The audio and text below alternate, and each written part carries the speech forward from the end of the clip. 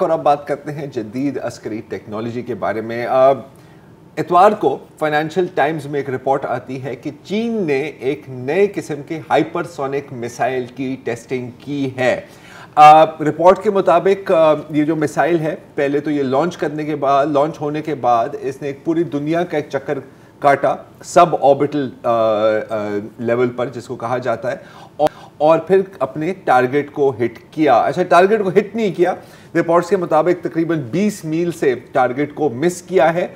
लेकिन जहां तक टेक्नोलॉजी का सवाल है, उसका टेस्ट कामयाब था, क्योंकि दौरान परवाज मिसाइल को कुछ नहीं हुआ जैसे यूजुअली होता है। अब जाहिर है कि चीन का जो दफ्तर खारजा है उसने कहा है कि नहीं जी, ये कोई मिसाइल टेस्ट नहीं था, हमने दरअसल एक स्पेसशिप लॉन्च डिवाइस को टेस्ट किया था।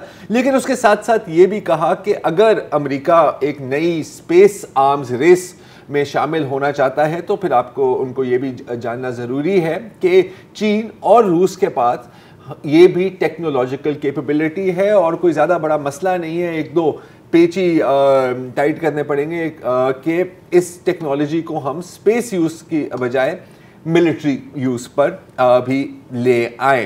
तो सवाल बनता है कि हाइपरसोनिक मिसाइल होता क्या है। आसान अल्फाज में ये एक ऐसा मिसाइल है जो स्पीड ऑफ साउंड होती है तकरीबन 1200 किलोमीटर पर आवर। ये तकरीबन 6200 किलोमीटर पर आवर की रफ्तार पर परवाज कर सकता है, जिसका मतलब है कि जो मौजूदा एयर डिफेंसेस हैं वो इसको रोकने में कामयाब नहीं हो सकते, जैसे कि रूस का S-400 है या अमेरिका का पेट्रियट मिसाइल सिस्टम है, इजराइल के पास एरो मिसाइल सिस्टम है।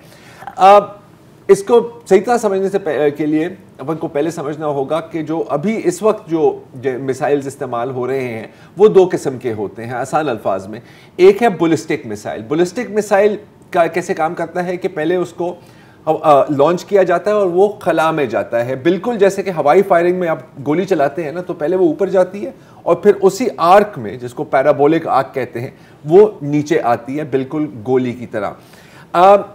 बैलिस्टिक मिसाइल्स की रफ्तार तेज़ होती है, लेकिन उनको इंटरसेप्ट करना एक तरह से इसलिए आसान है क्योंकि आपको पहले से पता होता है कि एक दफ़ा ये ऊपर चला गया तो आप डिटर्मिन कर सकते हैं कि इसने लैंड कहाँ करना है और दौरान परवाज़ आप इसको एडजस्ट नहीं कर सकते। ठीक है, जैसे पाकिस्तान के पास फॉर एग्जांपल हतफ 3 और हतफ 4 की जो सीरीज है, शाहीन 3 जो मिसाइल हैं, वो उनको कहा जाता है शॉर्ट रेंज बुलिस्टिक मिसाइल। जाहिर है रूस, चीन और अमेरिका के पास लॉन्ग रेंज बुलिस्टिक मिसाइल्स भी हैं।